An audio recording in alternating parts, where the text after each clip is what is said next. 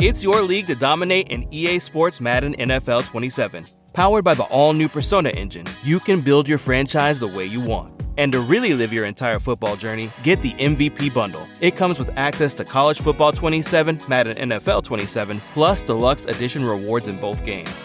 From campus legend to NFL superstar, make your rise with the MVP Bundle. Learn more at EA.com. Rated E for everyone with mild lyrics, user interact, and in-game purchases includes random items. The Hulu original series, Furious, now streaming on Hulu and Hulu on Disney+. There are 3 victims we know of. The suspect is female, white, late 20s. Female serial killers Kill for power, control. I believe there's a deeper motivation here. You have no idea who you're dealing with, and you are gonna end up dead. I've been waiting for you. Watch the Hulu original series, Furious, now streaming on Hulu and Hulu on Disney+ for bundle subscribers. Terms apply. Welcome back to the new era of Melanin Mysteries. I'm your host, Tiffany, also known around these parts as Detective Lightskinn, and this is where Black true crime gets the seasoning it deserves. Now, if you're new here, cousin, welcome. I'm so glad you found me. I hope you pull up a seat and stay a while, because around here, we're one big dysfunctional family, heavy on the family, because we like true crime. Like, this is not normal activity, but hey, whatever. This is what we like. We like unhinged shit. Now, before we get into this week's case, I do have to give my weekly disclaimer, because sometimes folks like to get brand new. This here podcast is true crime with attitude. I don't whisper, I don't do monotone, and I do not do dry. Baby, I like everything with seasoning. As you can see, I cuss, I'm gonna laugh, and I'm damn sure gonna clutch my invisible pearls. And if an offender deserves it, because most times they do, I'm going to drag them straight to the depths of hell and back. But one thing we are always going to do is keep the victims at the forefront of every single story. Now, if that's not your vibe, no hard feelings. I appreciate you for stopping by. But if you like your true crime, a little hot sauce on it, baby, welcome home. And to my cousins, my day ones, my day twos, my day threes, and everybody who hopped on this crazy train somewhere along the way, baby, I love y'all down. Thank y'all for coming back for another week of chaos, poor decisions, and criminals with entirely too much audacity. And of course, y'all know I definitely got another one for y'all this week, and heavy on the audacity. Now, last week, we had that slow ass pimp. Baby, this week, he said, hold my beer. Because this fool also decided he was going to represent himself in court. And let me tell y'all right now, he looked exactly how you would expect somebody representing themselves in a double murder trial to look. A complete goddamn fool. But before we jump into this week's case, y'all already know we got to handle a little business with these announcements. Now, first and foremost, the number one thing that you can do to support Melanin Mysteries is to share the podcast and leave a 5-star review. Notice I did not mention any other stars. That was intentional. Now, if you've got a grievance, don't be out here fighting with Apple Podcasts, please. You can come holler at me directly. I'm not hard to find. You can find me just about anywhere at Melanin Mysteries. You can slide in my DMs, leave me a message. You can hit me up on the website, melaninmysteries.com. You can send me an email at podcast@melaninmysteries.com. Just keep it cute, and I'll keep it cute too. And if you are looking for somewhere to kick it with the cousins, come join us over at the Love, Lies, and Alibis Facebook discussion group. We laugh, we kiki, we debate, we unpack cases, and every now and then somebody comes in there with a hot take that'll have me questioning the state of humanity. And, a little personal note, as for me, I am getting locked in for Virgo season because it is coming. And per y'all's request, I have a really fun Virgo collab coming up with one of our faves, my sister. And I can't wait to share it with y'all. And if you've been around here for a while, you already know who it is. And then also, I'm doing a little remodeling around my new place. I'm restructuring the podcast to give me a little bit more breathing room while bringing y'all more content. So stay tuned, because I think y'all are really going to love what's coming. And if you haven't subscribed yet, I didn't know what you're waiting on, because that's where all the good stuff is going to be. So what you can do, you can head over to Spotify or Apple Podcasts and become a subscriber. Now, I will tell you that the Spotify, because y'all have been asking me about video, it will only be on Spotify because I can't figure out how to get it on everything else without jumping through 90 million hoops. So yeah, Spotify will have the premium stuff. Now, you'll also get early access to episodes, ad-free listening, like I said, some exclusive bonus content that I'm working on, and I'm ready to start to launch a subscriber-only live virtual event. It's going to be so dope, so make sure you get in early because, you can't hate from outside the club if you can't even get in. But anyway, let's go ahead. Let's jump into this week's case. But before we do that, one last thing, I do want to give you all a trigger warning. This episode involves violence against children, domestic violence, and some extremely disturbing circumstances. So I do want y'all to take care while you're listening. Okay, now we gotten all that out the way. This week's case isn't about a monster hiding in the shadows. It isn't about a stranger that's lurking around the corner. It's about the person who should have been protecting his family, becoming the very thing they needed protection from. And before anybody says, well, maybe he just snapped, baby, he ain't snapped. We're not doing that shit today. There is absolutely no evidence that a momentary loss of control explained what happened here. What we have is a series of choices. They were cruel, deliberate, devastating choices. Sometimes the devil doesn't wear a mask. Sometimes it wears a title, Dad. So I need y'all to secure your bonnet, grab your coffee or your tequila, because look, I ain't judging. And cousins, let me tell y'all what happened.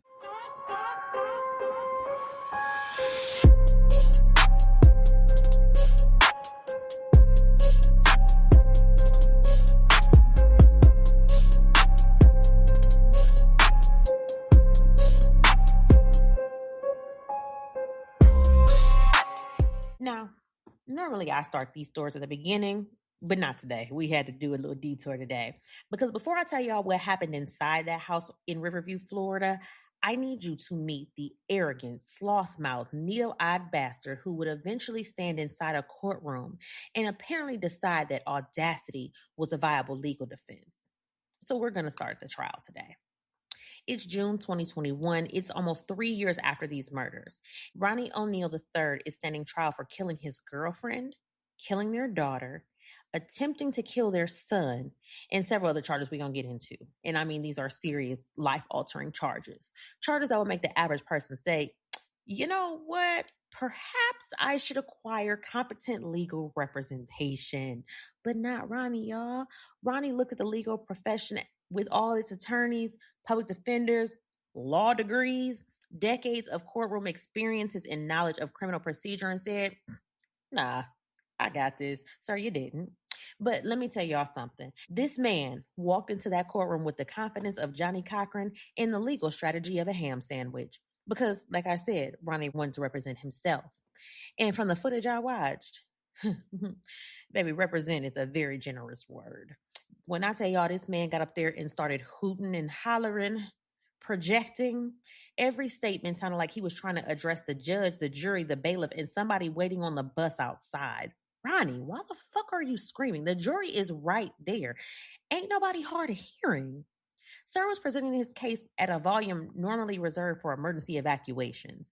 And the whole time he's standing up there with this smug little look on his face like he's absolutely eating this shit up. Meanwhile, I won't be here pissed off because you working my nerves. I got older. I don't like all that hooting and hollering, that loud shit. Because confidence and competence are two totally different words. And Ronnie apparently decided that he only needed the first one. Now, before somebody hop in the comments, talk about his mental competency, we're going to discuss that too. There is a legal standard for competency, and meeting that standard does not mean somebody is intelligent, rational, likable, or particularly good at representing themselves. And Ronnie was about to provide us with a live demonstration because somehow, the hooting and hollering wasn't even the most outrageous part of this trial. And eventually, prosecutors called one of their most important witnesses, Ronnie's own son. The little boy prosecutor said Ronnie tried to murder. And y'all, this is where my spirit really temporarily left my body. Because since Ronnie has decided to cosplay as Clarence Darrow, this meant that the child who survived this nightmare could potentially be questioned by the father accused of putting him through it. So imagine being that child and you've already survived something that most grown adults couldn't even begin to process. Your mom and your sister are gone and you were severely injured. You spent years living with what happened inside that house. And now you have to walk into a courtroom and look at him, your father. Except Daddy isn't sitting quietly at the defense table while an attorney asks the questions. Daddy has decided he's Matlock with a megaphone. And this dusty bag of audacity looks at his son and tells him, "It's good to see you." Good to see who? Ronnie? Ronnie, Mr. O'Neal, bring your sloth mouth ass over here because Detective Lightskin needs some clarification. You mean it's good to see me? Nigga, I'm surprised to see me too. Because according to this child's testimony, you tried to send me to the upper room. I barely survived. Talk about it's good to see you. I bet it is. You probably weren't expecting attendance. The audacity. The audacity has put you on church shoes and walked directly into the courtroom. And then this man asked his child whether he hurt him. And his son's answer is yes. He says, you stabbed me. And right there, I ain't got no jokes because underneath Ronnie's courtroom circus and underneath all that hollering, the arrogance, underneath whatever the hell legal strategy he thought he was executing, there's a child sitting on the witness stand, a child that survived. And that matters more than every ridiculous thing that Ronnie did inside that courtroom. Because while Ronnie gets remembered for representing himself and carrying on like the courthouse was hosting open mic night, that little boy had to live through the reason that there was a trial in the first place. And once you know what prosecutors said happened inside that house, the courtroom exchange becomes even harder to watch. So we're going to leave Needle Eyes and his imaginary law degree right there for a minute. But don't worry, because we're going to come back to his ass later. Because Detective Lightskin has reviewed the footage and the notes. Oh, and baby, it's extensive. But before there was a defendant named Ronnie O'Neal III, there was a woman named Kenyatta Barron. And there were 2 children. There was a family. And there was a house in Riverview, Florida, where on March 18th, 2018, something absolutely horrific happens. And to understand how we ended up in that courtroom, we've got to go back to the night the nightmare began. So I hope your bonus is secured and just take another sip because you're going to need it. And somebody please unplug Ronnie's imaginary law degree. So let's go back to 2018. But before we get to March 18th, there's something that I don't want to leave out because this wasn't necessarily a situation where everything was peaches and cream and then Ronnie just suddenly lost his goddamn mind one night. There had been domestic issues before this. There were previous calls and documentation involving problems between Ronnie and Kenyatta. And we're going to talk about those because I think they're important when you look at what eventually happened. And apparently there was another complication in this relationship too. It was another woman. Because Ronnie had another baby mama in the picture, and there was reportedly some issues between her and Kenyatta. But now, don't get ahead of me because we're going to meet her later. And yeah, Ronnie, dumbass, calls her as a witness in his own murder trial. So tuck that information in your bonnet because we're coming back to it. But first, March 18th, 2018, we are in Riverview, Florida, Hillsborough County at 13248 Pike Lake Drive. What be going on in Florida? What the fuck be going on down there? And I'm not saying that Florida has a monopoly on foolishness, but if I open a case file and see Florida at the top, I automatically know there's going to be at least a 73% chance I'm about to read some shit that doesn't make a lick of goddamn sense. And today is no different. It's 11:43 p.m. when 911 gets a call from a woman screaming for help. And while she's screaming, there's a man yelling in the background. You can clearly hear him saying things like, "She killed me. Don't come outside. Call 911 now." And he's also yelling, "Allahu Akbar." Now, I'm going to help myself and some of y'all before we get dragged in the comments. That's how I believe it was pronounced. I got the phonetic spelling because I don't want nobody cussing me out. Okay, right. And it said it was Allahu Akbar. Okay, so if I ain't pronounced that right, I tried. I did. And it means God is greatest or God is greater. Because when I first started researching, I had seen somewhere that it meant God is my father, but baby, no, that ain't what it means. And I refuse to have somebody auntie in my comments correcting my Arabic while I'm just trying to discuss a double murder. Now, God is greatest, got it, moving on. The call ends shortly after. Police are dispatched to the house and deputies arrive around 11:49 p.m. But this is where shit gets weird because just 2 minutes later at 11:51 p.m., 911 gets another call, but it's from a man. And instead of me telling y'all what this man said, I'm going to let Ronnie tell y'all for himself because I need y'all to hear this shit in his own voice. 911, what is your emergency? Hey, I just been attacked by some fucking white demons. And she tried to fucking kill me, and What's the I just address? killed her stupid ass. Huh? What's the address of the emergency? Try to attack you? Yes. White demons. Put a pin in that. Because we're going to come back to Ronnie and these goddamn demons later. Those was his friends. Now, meanwhile, deputies are already at the house. They pulled up literally 2 minutes before the second 911 call came in. And when they pulled up, they see a woman lying in the front yard. That's 33-year-old Kenyatta Barron. The house is on fire.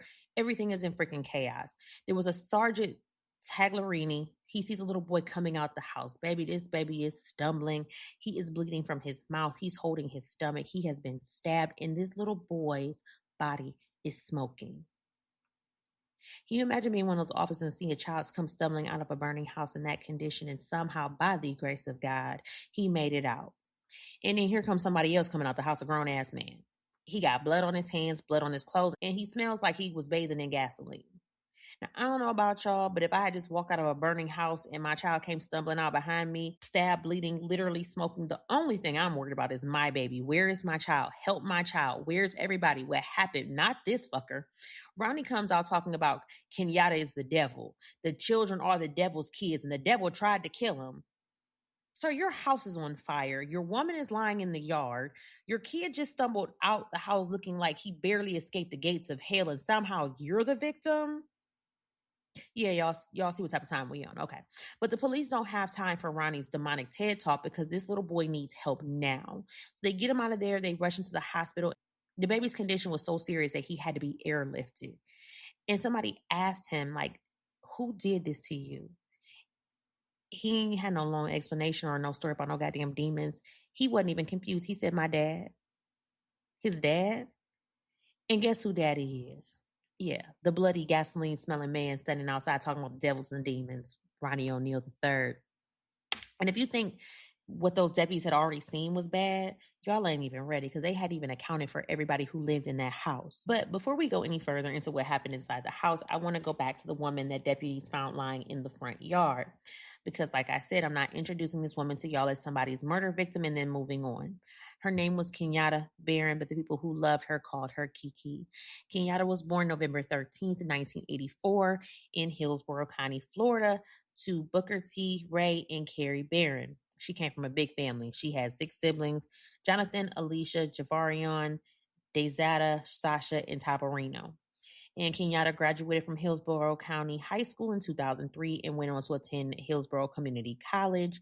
And from everything I've been able to find about Kiki, 3 things kept coming up. She loved living for the Lord, praise God. She loved going to school. And most importantly, she loved being somebody's mama. She had 2 babies. She had Ronnie O'Neal IV, who was 8 years old, and Renivia O'Neal, who was 9. I hope I pronounced that correctly. And we're going to talk about both of those babies because unfortunately what Ronnie did that night affected every single person in that house. But we're going to step back outside for a minute. Because while police are arriving and trying to figure out what the hell has happened at 13248 Pike Lake Drive, we've already got a couple of things that are not looking too good for Mr. O'Neal. We've got a severely injured 8-year-old baby in the back of an ambulance who has just ID'd his daddy as the person who hurt him. 2, daddy has blood on his hands and his clothes. And 3, daddy smells like gasoline while the whole goddamn house is on fire. Sir, now I'm not Detective Olivia Benson, but these clues are starting to hold hands. And then when the police go to arrest Ronnie, naturally, he can't just put his hands behind his back and shut up because no, that would just be entirely too normal. They had to literally tase his ass because he had already started with the foolery from the get-go. And like I said, we haven't even scratched the surface of the foolery yet. So I'm going to just tuck his ass over there for a minute because Ronnie need to go sit his ass down. Because while all this is happening, there was a neighbor who came forward. His name was James Gray. And he was a witness. He said he heard loud screaming that night. He heard 2 loud bangs against his fiance's front door. So he opened the door. He go outside being nosy because he like, the hell banging on my door. It's late. And thank God he did, to be honest, because according to James, from where he was standing, he could see down a foyer that was about 6 to 8 feet long. There were 2 silhouettes at the other end. He could also see blood splatter on the walls of the foyer. One of those silhouettes was Kenyatta, and she was lying face down on the ground. The other was Ronnie. And James said Ronnie was standing over Kenyatta's body and he was holding her left arm. And he said Ronnie also had something in his other arm, but James couldn't tell exactly what it was. But he did note that Kenyatta wasn't moving. She wasn't responding, just nothing. And James said he stayed with her until the police arrived, but she never regained consciousness.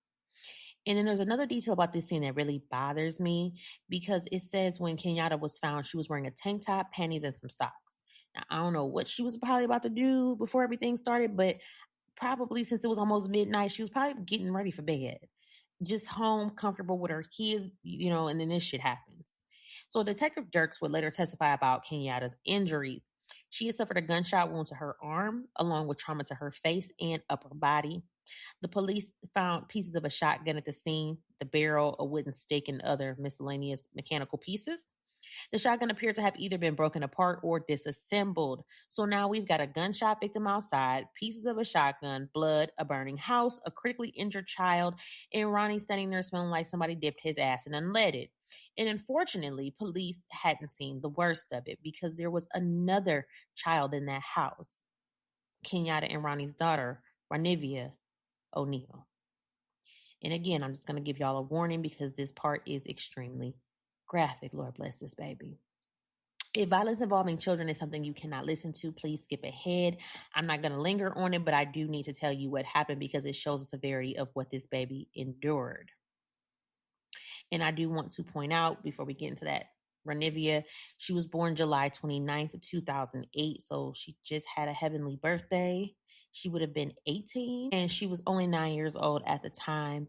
Baby girl was autistic and nonverbal, and she also had difficulty walking. So when I tell you what happened to this baby, keep that in mind. She was a vulnerable child who had limited ability to communicate and difficulty physically getting herself away from danger. And that danger was her daddy. So they found her body inside the home. And according to the medical evidence, she suffered a penetrating chop and blade wounds to her head, neck, torso, and foot, broken bones. Her spinal cord had been severed. Ronnie had used an axe against his 9-year-old daughter. I don't have no jokes, no clever little comment. I ain't got nothing because what the fuck do you even say about that? That was his child. A 9-year-old little girl who depended on the adults around her to keep her safe. And that's what her own daddy did to her. Now, crime scene investigators would eventually take nearly 300 pictures documenting what happened in and around that house. And as investigators started pulling the pieces together, they developed a sequence of what they believed happened that night. So they first believed that Ronnie first attacked and shot Kenyatta. Then he went back, he killed Ranivia, and then he turned his attention to his 8-year-old son, Ronnie IV. And somehow, by the grace of God, that little boy survived. Because of her allegedly attacking everybody in that house, Ronnie just wasn't finished. He had to try and kill his son too. And this is where we need to talk about exactly what that little boy said that his father did to him. Because Ronnie IV didn't just survive his daddy. That baby survived the fire his daddy allegedly set to finish the job. So while all this is going on, the devil's sidekick himself gets hauled down to Hillsborough County Jail. They booked Ronnie on 2 counts of first-degree murder and 1 count of attempted murder. And no, there wasn't no bail. Wasn't nobody frying up no fish. Wasn't nobody putting together a GoFundMe with it because didn't nobody give a fuck. No bondsman needed to be called. Push his ass in the back and shut the door. Because we have a baby at the hospital who may not even make it through the night. Because when I tell y'all he was in bad shape, he was in really bad shape. Do y'all know this baby had been disemboweled? Okay, now, because that's one of those medical words that doesn't really register until somebody explains it. So basically, his stomach had been cut open so severely that like his intestines were hanging out of his body. The baby's lung had collapsed. He had burns over more than 20% of his body. And you got to remember that little Ronnie is only 8 years old. At 8, your biggest crisis should be somebody eating the snack you were saving. And this baby is laying in a hospital bed fighting for his life. He's been stabbed, burned, got a collapsed lung. He's probably doped up on enough pain medications to keep him hopefully comfortable. The baby's mama is dead. His sister is dead. And according to him, his daddy is the reason for all of it. It's just too fucking much. That's too much trauma for an adult, let alone a baby, an 8-year-old baby, because to me, 8 is still a baby. Of course, police want to talk to him because he's the only one left who can tell them what happened. But y'all know he can't talk right away. The baby just damn near died. Y'all got to give him a minute. That's one thing I don't like about, like, I'm sorry, but when people die, whether it's the funeral home, like they just kind of immediately go to, okay, so what are we going to do? Like, y'all don't even give people a second to catch their breath, to breathe. My God. Okay, so it's a couple days later before he's actually able to talk. And he starts telling them what he remembers. And before I tell y'all what he said, I'm going to give you another warning because this is graphic. So if you couldn't handle what happens for Nivea, go ahead and skip forward a little bit because unfortunately we're not done. And also keep in mind that this interview was happening only a couple of days after everything happened. The baby is severely injured, hospitalized, and likely heavily medicated.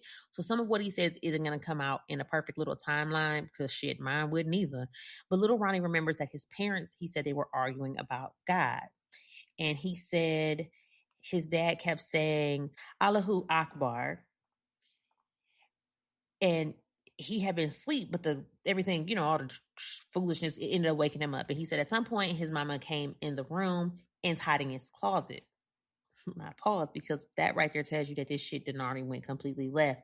Your 8-year-old done woke up in the middle of the night and your mama is hiding in your closet from daddy. And then little Ronnie mentioned something about having school the next day. Ooh, that made me almost tear up because of course he did. He's 8. He's thinking about school tomorrow while the grown folks around him are in absolute chaos. He said there was a shotgun that was normally kept under his mom's bed, but his daddy had the shot. It's your league to dominate in EA Sports Madden NFL 27. Powered by the all-new Persona engine, you can build your franchise the way you want. And to really live your entire football journey, get the MVP bundle. It comes with access to College Football 27, Madden NFL 27, plus deluxe edition rewards in both games. From campus legend to NFL superstar, make your rise with the MVP bundle. Learn more at EA.com. Rated E for everyone with mild lyrics, user interact, and in-game purchases includes random items. The Hulu original series, Furious, now streaming on Hulu and Hulu on Disney+. There are 3 victims we know of. The suspect is female, white, late 20s. Female serial killers. Kill for power, control. I believe there's a deeper motivation here. You have no idea who you're dealing with, and you are gonna end up dead. I've been waiting for you. Watch the Hulu original series, Furious, now streaming on Hulu and Hulu on Disney+. For bundle subscribers. Terms apply. Shotgun.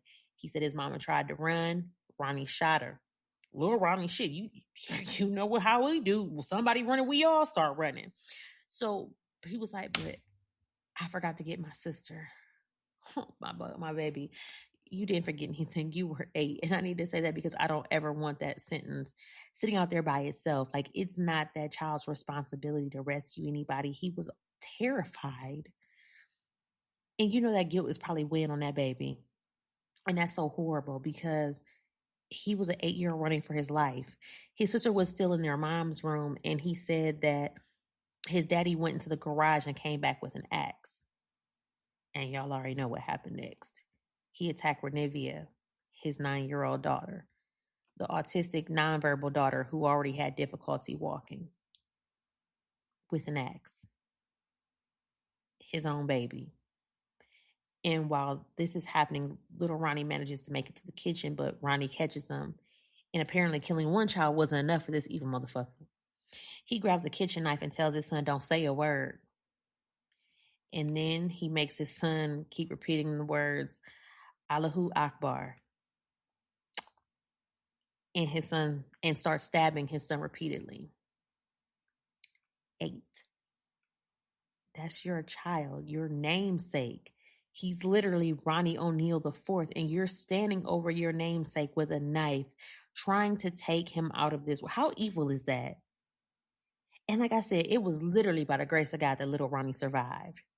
But just remember how we found him. He didn't just come out the house after being stabbed. His body was smoking.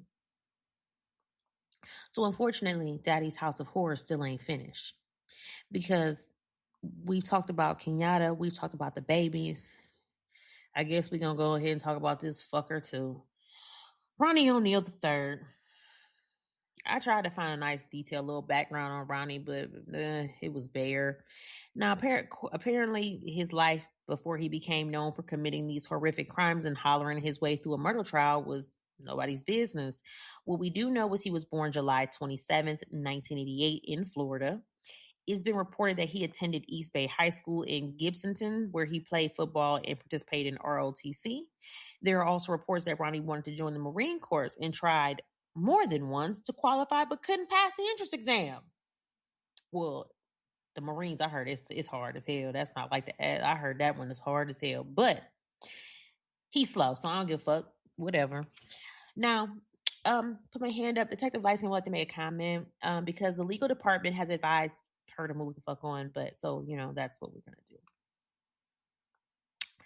Now, Ronnie was apparently into music. He reportedly wrote songs and performed as part of a hip hop duo. So we had football Ronnie, ROTC Ronnie, rapper Ronnie, and eventually, as you have already seen, attorney Ronnie. Baby, this man had more careers than he had good decisions. So he reportedly worked several different jobs over the years, including driving trucks. And there are some reports that around 2010, he became involved with a community organization working with young people in disadvantaged neighborhoods.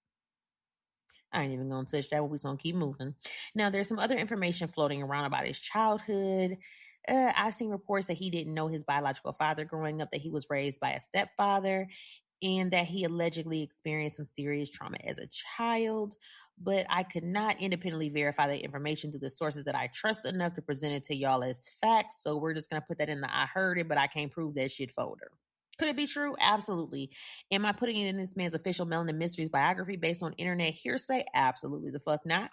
But what I can tell you is that trauma and PTSD ended up coming up during Ronnie's legal proceedings, and we'll get into that when we get into his mental health and competency, because I already know some of y'all are wondering what the hell was going on upstairs. Trust me, we're getting there. Now, religion was also clearly part of his life. Some reports that his Facebook page identified him as being an affiliate with the Nation of Islam, and we've already heard that religious language that he was using that night. And let me say this one more time so nobody gets confused. We are not blaming Islam. I'm not blaming Muslims. We are not blaming the Nation of Islam for what Ronnie did, because I don't want nobody twisting up my words. Ronnie O'Neal III is a grown-ass man, and the bullshit on his tab belongs to him. He can run it up. He can pay it.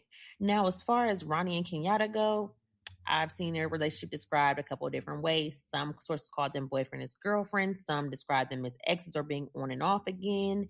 And there's something else I came across that I want to mention, but I need y'all to put an asterisk next to it because, again, not verified well enough to call it a fact.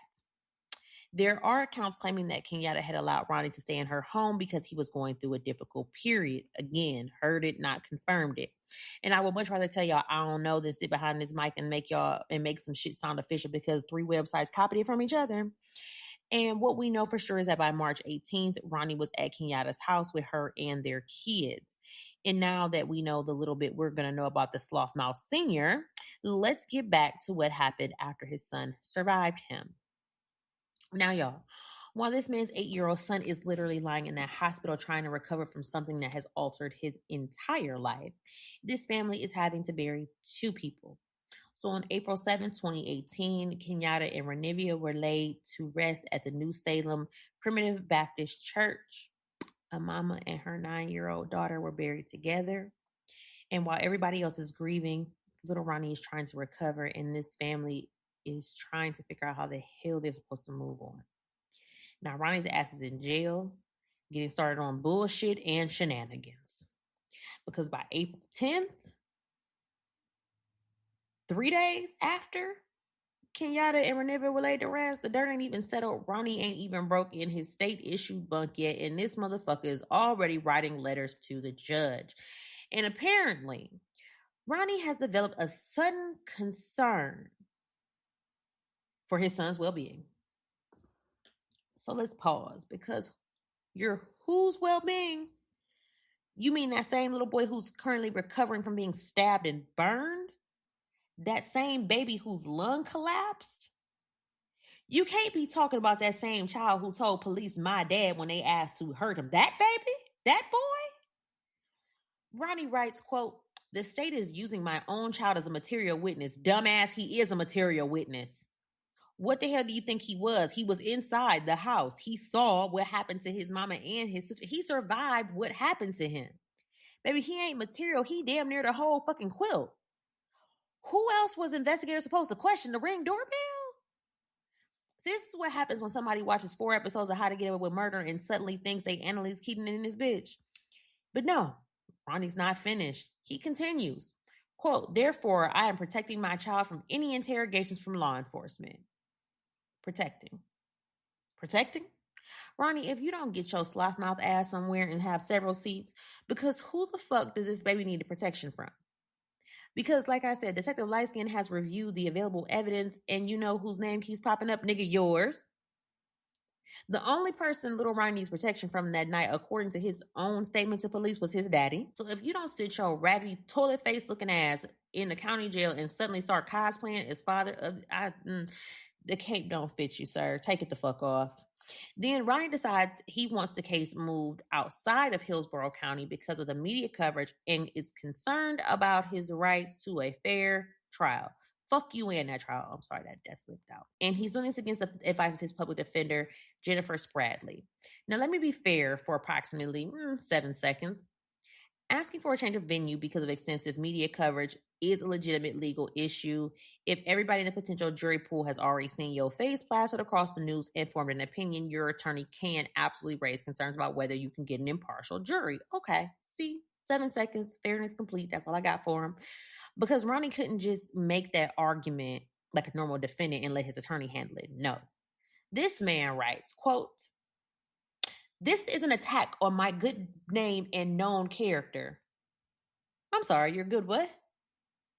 Cousins, can y'all let me know it's a good name here in the room with us? Because I've checked under the table, behind the couch. I checked in the junk drawer too. I even looked underneath Jennifer Spradley's last fucking nerve. And I can't locate Ronnie's good name. And known character, baby, at this particular moment, your known character is exactly what we've all gathered here.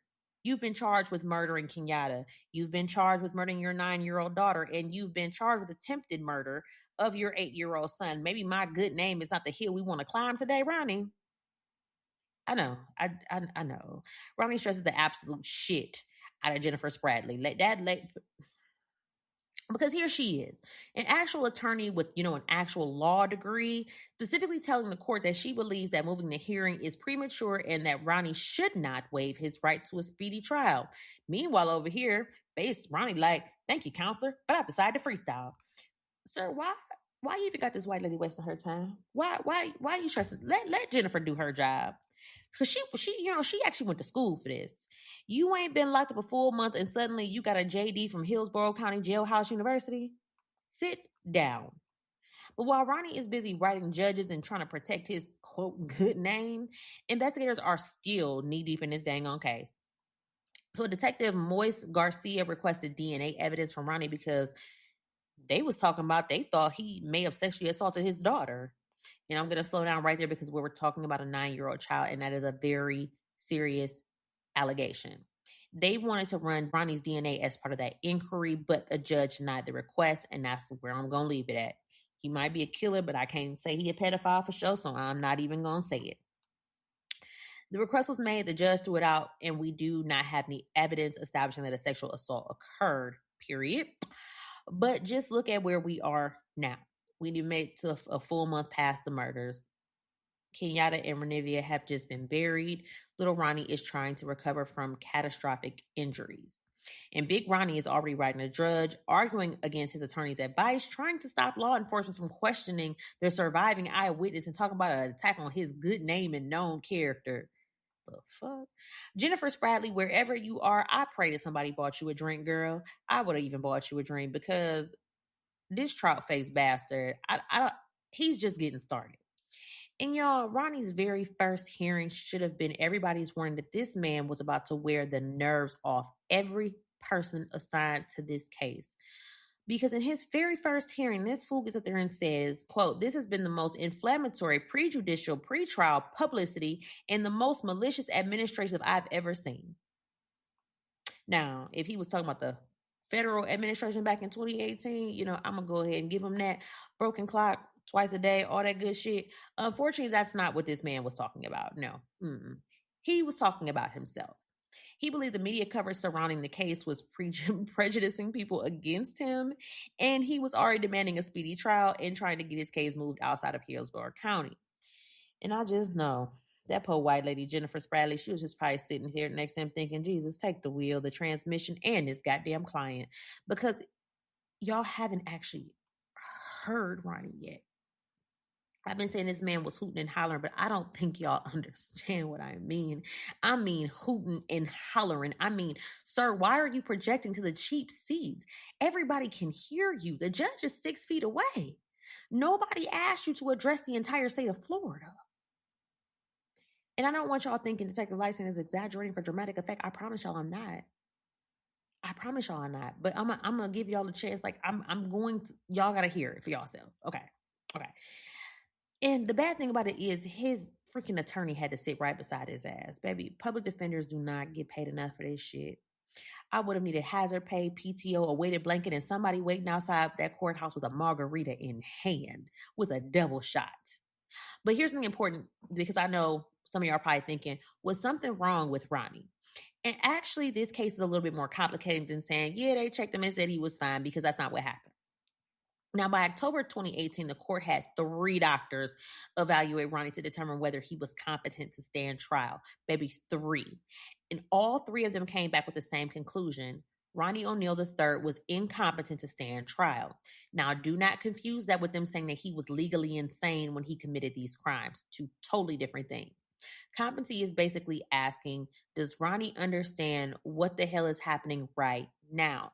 Does he understand the charges against him? Does he understand how courts work? And is he capable of meaningfully participating in his own defense? And in 2018, the answer was, nah, send his stupid ass to the hospital.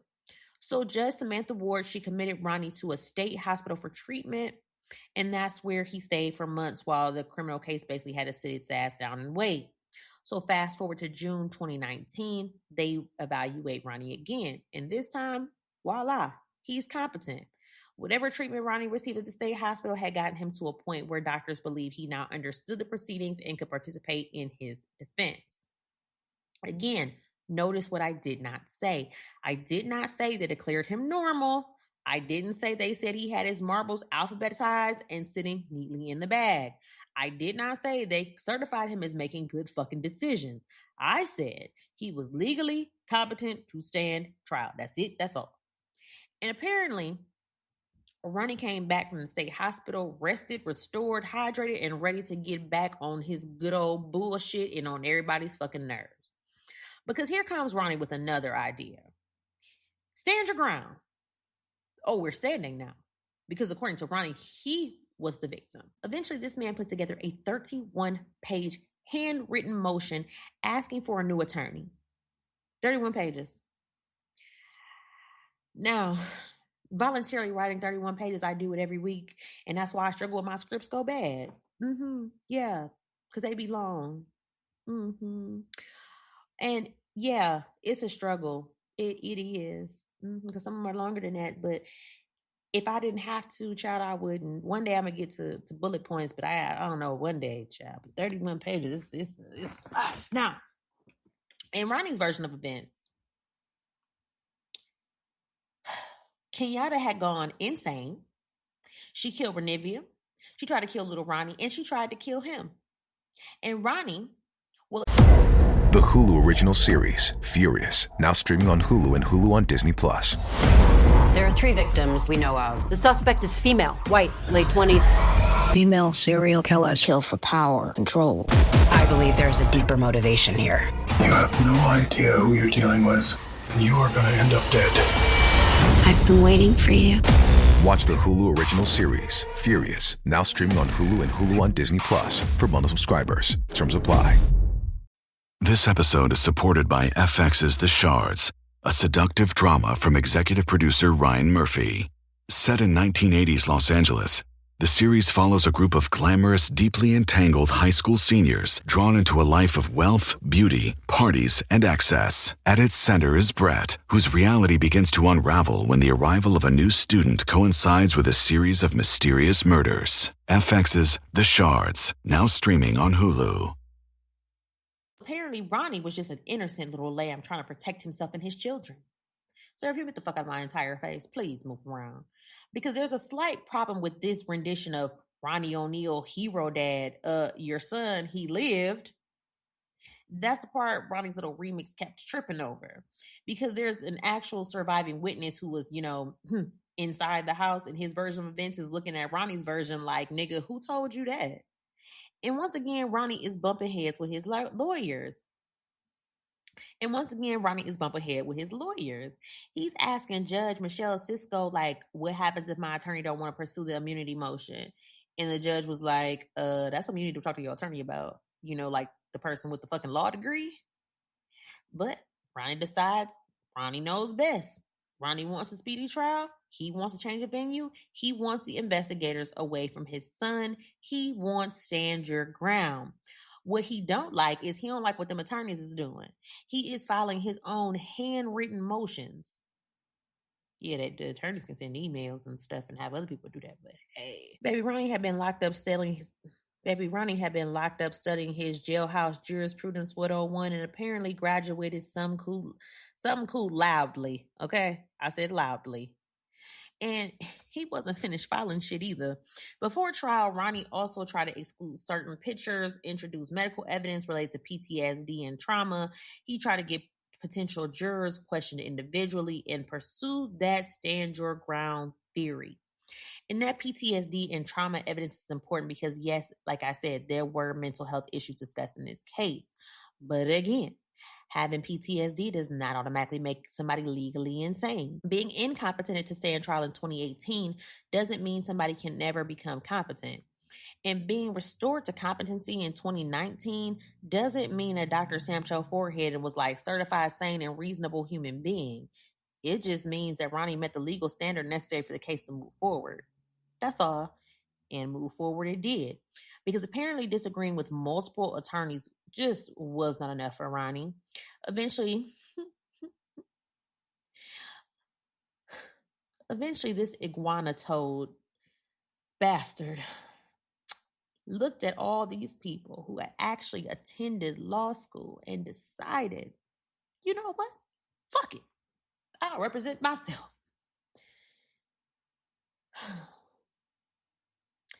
I guess Ronnie O'Neal III was about to become Ronnie O'Neal III Esquire. And Jennifer Spradley, baby, you were almost free. Now, before we get into Ronnie O'Neal, attorney at law, there's something really beautiful that happened in the middle of all this ugliness that I want to talk about. Now, before we get into Ronnie O'Neal, attorney at law, there's something really beautiful that happened in the middle of all this ugliness that I absolutely want to talk about. Little Ronnie did survive. And I need y'all to remember that this baby wasn't expected to live. When he was in that hospital, his injuries were so severe that the doctors and people genuinely didn't know if he was going to make it. But there was somebody who kept showing up for him. It was Detective Mike Blair. And Mike Blair was one of the detectives who responded the night of the murders, and he later visited Ronnie in the hospital. And it wasn't like, a little poppy and ask some questions, all right, little buddy. No, Detective Blair gotta go. And this wasn't a pop in, ask some questions, all right, little buddy, Detective Blair gotta go situation. No, Mike and his wife, Danielle, spent time with him. Mike gave little Ronnie, little Ronnie's guardian, ad litem. Mike and his wife, Danielle, spent time with him. They gave little Ronnie's guardian, ad litem, his number and told her that if Ronnie ever needed anything to call him.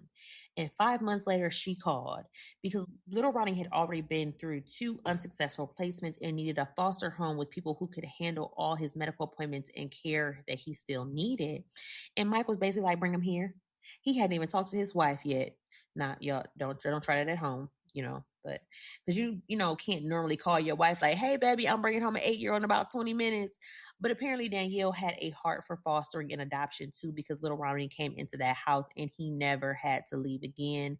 The Blairs would eventually adopt him. And on November 25th, 2019, it became official. Little Ronnie O'Neal IV became Ronnie Blair. And cousins, that baby is a walking miracle. He survived being stabbed. He survived catastrophic internal injuries, burns, losing his mom and his sister in one night.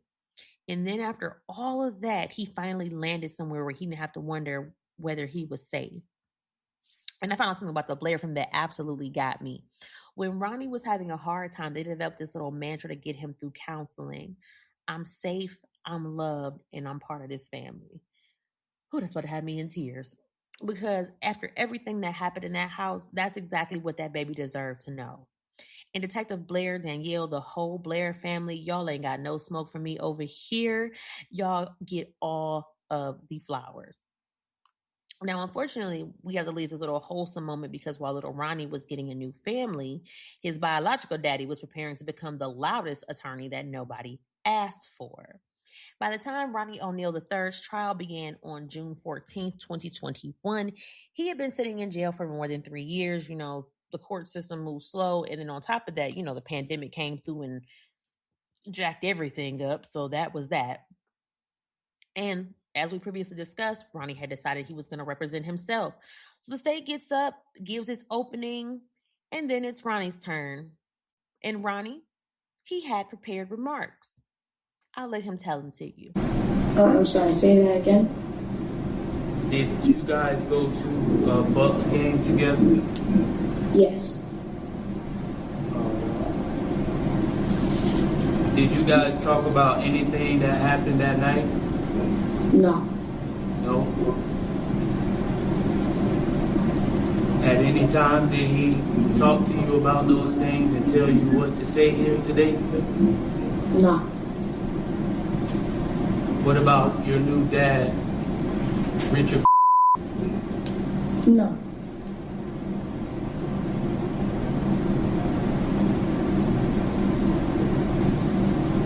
All right.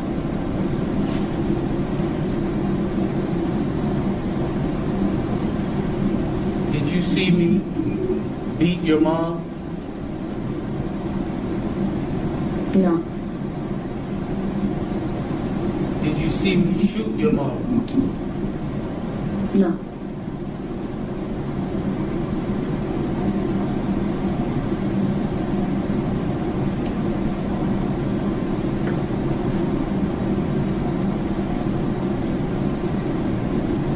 Are you sure? Yes.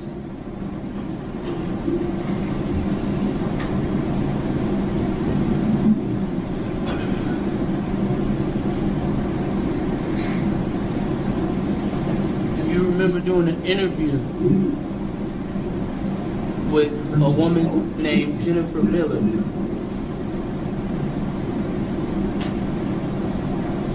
Now, you heard this evidence is going to show that we are under some of the most vicious, lying, fabricating, fictitious governments you've ever seen. And then by the time it's all said and done, you will see who the mass murders in Tampa Bay are. What the fuck are you talking about? Sorry. We're 30 seconds into your homemade defense and you accuse the state of Florida of being mass murderers? I mean, well, they kind of are. Okay, that's not even the point, though. And then Jennifer Spradley, that lady probably somewhere at home with her feet kicked up like, not my fucking problem. But Ronnie, like I said, he was just getting started. He also claimed that Kenyatta and the mother of his other child had been arguing. And he also claimed that Kenyatta had threatened to kill him weeks before the murders. He brought up the fact that morphine was found in Kenyatta's system as part of his attempt to paint her as a person who had gone off the rails that night. And I did not find any viable source that said that. Then he tells the jury that law enforcement tampered with evidence because, according to him, the evidence they originally had wasn't enough to prove their case.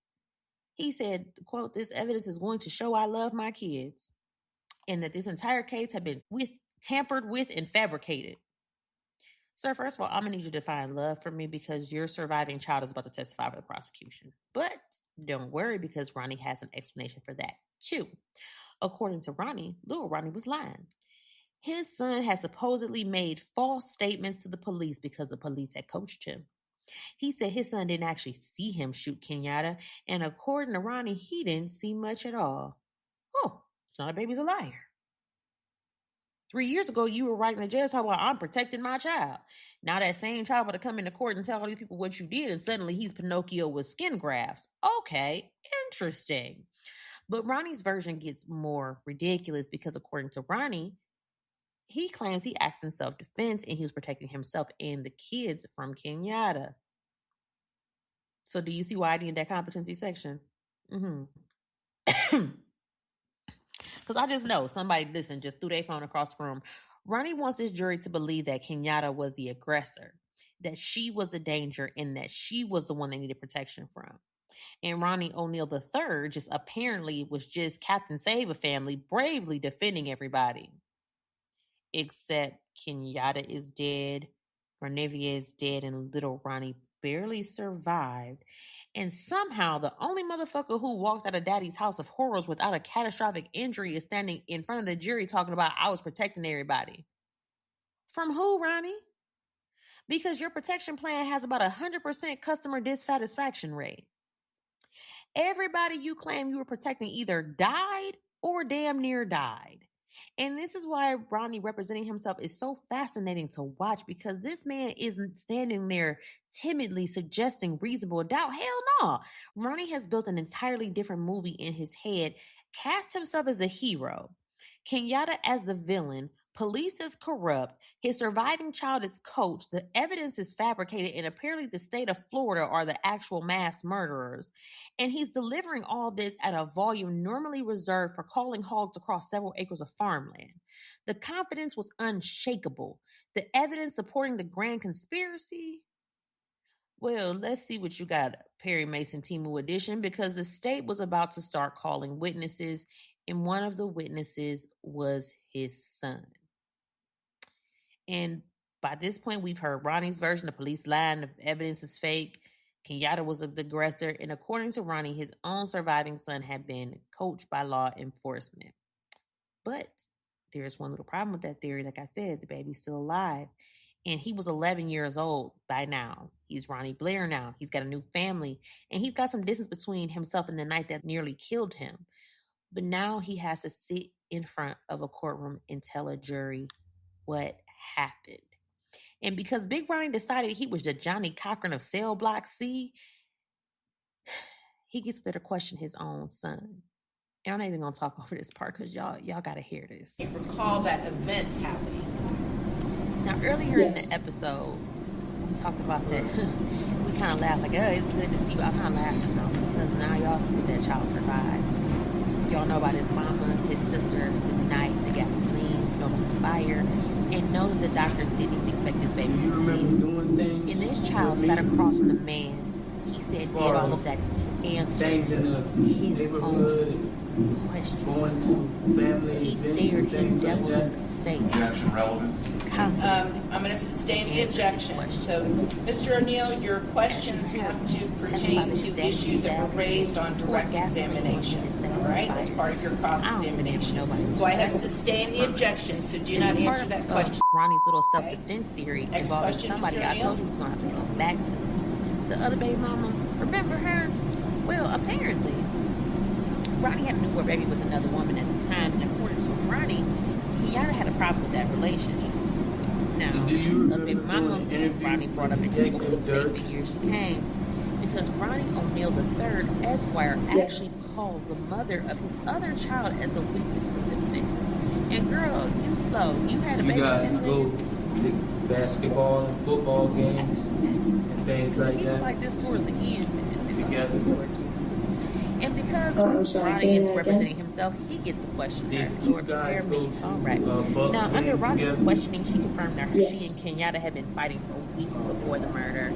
And when it came to her relationship with Kenyatta, she that goddamn thing. She said we ain't never got along and never liked her at all. No. Oh, okay. At any time did he talk to you about they didn't like each other. There didn't be conflict before. I'll give you that, Ronnie. No. Now, what the fuck that got to do with March 18th? What about your new dad? Because two women being Richard. Because two women beefing don't explain why Kenyatta is dead. It don't explain why Ranibi is dead. It don't explain why your son was stabbed and burned, or the gasoline, or the fire. And it damn sure doesn't explain why your surviving son pointed directly at you.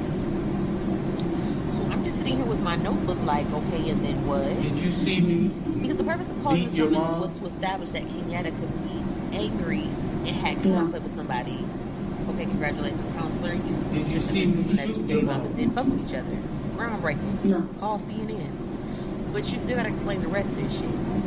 Now, after the testimony, evidence, the 911 calls, the witnesses, all the pictures, and all the bullshit and every conspiracy that Ronnie pulled out of his jailhouse ass, we get to closing arguments. And don't worry, I'm done with this. Yes. Y'all have heard enough of Ronnie and hollering at maximum volume to understand exactly how this went. But I do need to tell you how this fool started his closing argument. He stands in front of the jury and he says, remember doing an interview? I did kill Kenyatta Barron. With a woman named Jennifer Miller. But I want you to tell it like it is if you're going to tell it. Sir, what the fuck kind of closing argument starts with I did kill Kenyatta? Ronnie, this is your murder trial. You spent all week telling these people how everybody is lying.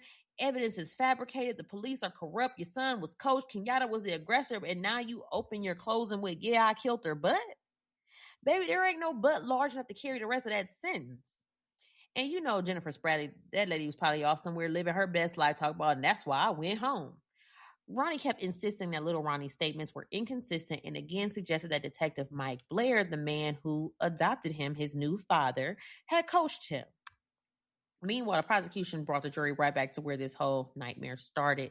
Kenyatta's 911 call, the same call where she's pleading for help while prosecutors said Ronnie could be heard attacking her in the background. The case goes to the jury.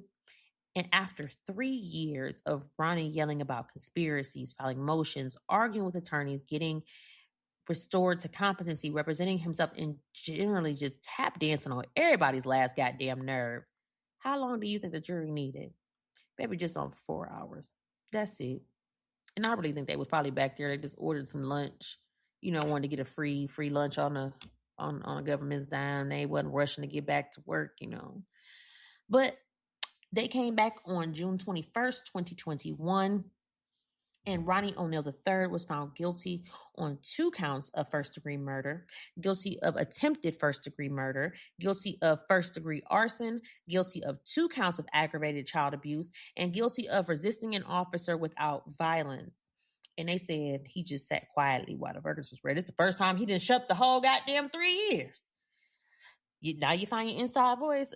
We've been begging your ass to turn the volume down for 3 years now, and now you're Silent Bob. The jury finally found the mute button. But Ronnie wasn't finished with court yet because Florida prosecutors had sought the death penalty. And Judge Michelle Cisco basically was like, look, sir, this next part is literally life or death. You may want to let an actual attorney handle it. And this time, I guess he finally got the hint and he listened. So for once in his rhinoceros mouth life, this man allowed attorneys to represent him during the penalty phase. And this is where some of the background we talked about earlier finally gets substantiated. Now, during the penalty phase, Ronnie's family testified about mental and physical abuse during his childhood. His mother testified that Ronnie had been sexually abused by a distant relative when he was 5 and that she had filed a police report, although nobody had ever been arrested. The defense also presented testimony that Ronnie had nearly been killed in a random drive-by shooting just a few months before the murders. Maybe if they had succeeded, we wouldn't be here. And the psychologist testified that Ronnie had been diagnosed with PTSD and delusional disorder. So remember earlier when I told you that I'd seen information about the childhood trauma online, but wasn't comfortable calling it fact yet? Well, we can now. And it was presented under oath during the penalty phase, and I can acknowledge all of that. I can acknowledge that somebody has been traumatized. I can acknowledge that mental illness. I can acknowledge that terrible things may have happened to Ronnie when he was a child. And I can also acknowledge that none of that erases what happened to Kenyatta, Renevia, and Ronnie. 2 things can be true at the same damn time. The prosecution wanted death. Ronnie's attorneys asked a jury to spare his life. And on June 25th, 2021, the jury made its recommendation: life in prison without the possibility of parole. No death penalty, but Ronnie still had his final sentencing hearing coming. That happened on July 23rd, 2021, and Kenyatta's family finally got to speak. Her mother, Carrie Lloyd, told the courtroom that Ronnie had stolen angels from their family and said that she believed that he had made a mockery of the justice system during the trial, which he did. And then Ronnie gets an opportunity to speak. And surely after all of this and, hearing his surviving child testify, convictions, and after listening to a grieving family, you would think perhaps Ronnie would have located an ounce of remorse. Yeah, right. Y'all know better. Ronnie tells the courts that he isn't sorry for something he says he didn't do, and then raises his voice to say again, I'm not sorry for the things that I did do. Sir. There he go hollering again. Judge Cisco had to tell this grown-ass man if he kept yelling, she was going to have him removed from his own sentencing. Ronnie, baby, you are at the finish line. Please shut the fuck up. And then, I'll tell you, I know Judge Cisco, that lady was so aggravated. That lady she was at the highest level of festivity that there freaking was. I know this man worked every last nerve that she had. And it showed because she told Ronnie that in the 19 years on this bench, that was the worst case she had ever seen based on the facts. And when she talked about Renivia, you could tell this case really did affect her. She talked about the little girl being unable to run away, scream, and being betrayed by the person who was supposed to protect her. She said the evidence and the cruelty of what happened would haunt her for the rest of her life.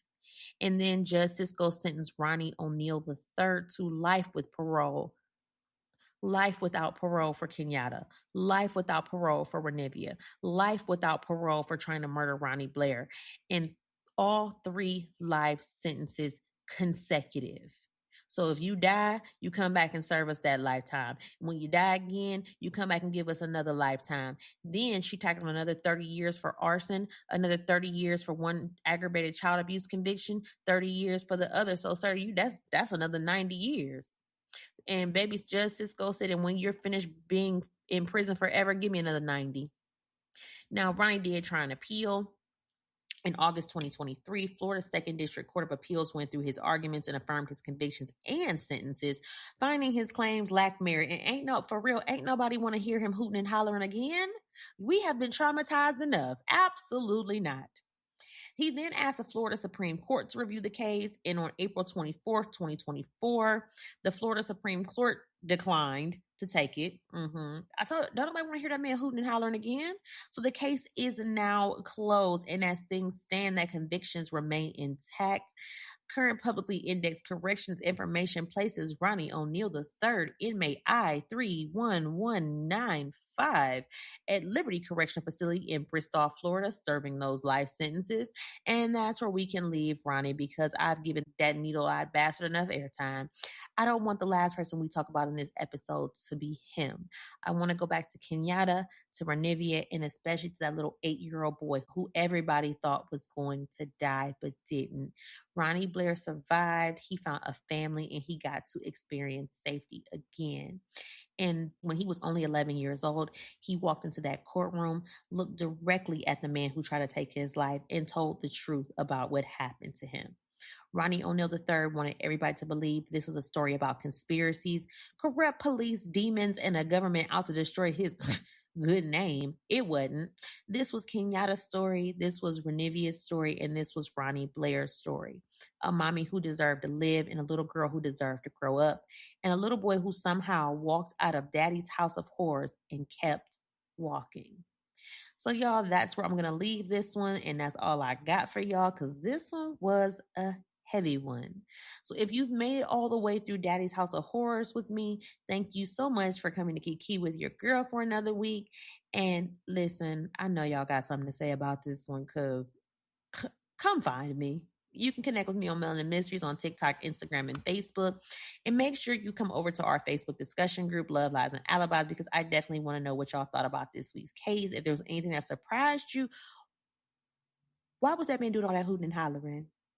And if you go, you can YouTube his videos, because I wanted, how many minutes into his hooting and hollering did you finally start getting a headache, baby? I watched after about an hour and a half, I couldn't take it no more. I tried to stay to give y'all all the facts, but y'all, that man's, I don't like loud noises. I can't even deal with my kids doing all that hollering. My nerves be bad. But I do want to give a shout out to that white lady, Jennifer Spradley, because girl, wherever you are, bless your heart. I hope you got a good margarita for that one. I hope you got a pay raise. Girl, I hope you got a vacation out of that one, because man, whew, Now, for real, y'all, if y'all enjoy this show, like I said, one of the easiest and most helpful things you can do for me is leave me a 5-star review, because reviews help more people find the podcast, and that's how we keep growing this little cousin crew. And remember, I said 5 stars, so if you're thinking about 4, you can just hold on to it, keep it in your spirit, pray over it, maybe revisit it next week. And if you haven't subscribed yet, go ahead and do it. Like I told y'all, we got a lot going on.